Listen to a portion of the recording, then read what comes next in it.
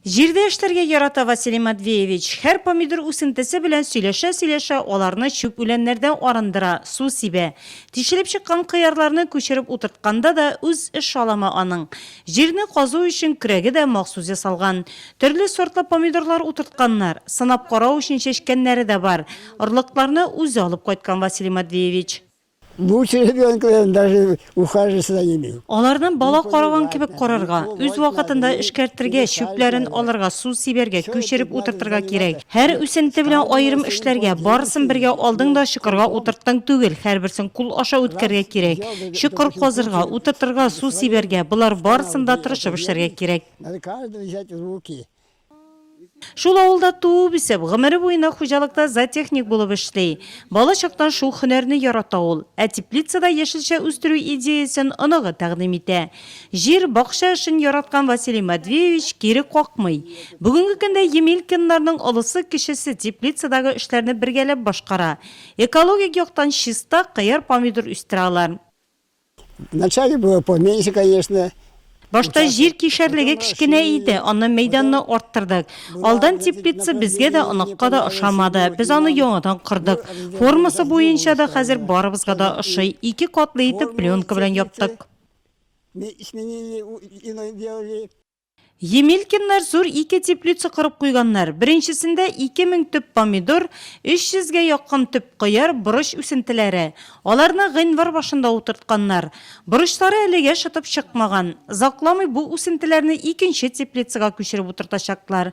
Үзләренә диеп айрым чәчкән кыярлар шактый үскән, мыекчалар да җибәргән. Гаилә башлыгы әйтүенә караганда, яңа уңышны иң беренче булып онык-чаклар авыз итәчәк. Тышта февраль бураннары, Василий Матвеевичның үзе ясаган теплицасында чын-чынлап җәй хакимлек итә. Биредә инде гыйнвар башында утыртылган кыяр үсентеләренең мыекчалары да киткән. Хуҗалар әйтүенә караганда, тиздән апрель башында аның беренче яшелчәсе дә күренәчәк. Когда человек, допустим, работает... Кеше күңелен биреп үз теләге белән эшли икән, армый ул. Әгәр мәҗбүр итсәң, арый. Бөтен күңелемне биреп, оныкларыма булышым дип эшлим, шуңа да армыйм. Сам своей инициативой, своей душой. Теплицада яшелчә үстерү белән 3нче ел шөгыльләнә Емелькиннар гаиләсе. Әлегә керем күп түгел ди Василий Матвеевич. Әмма чыгымнарны копларга җитә икән.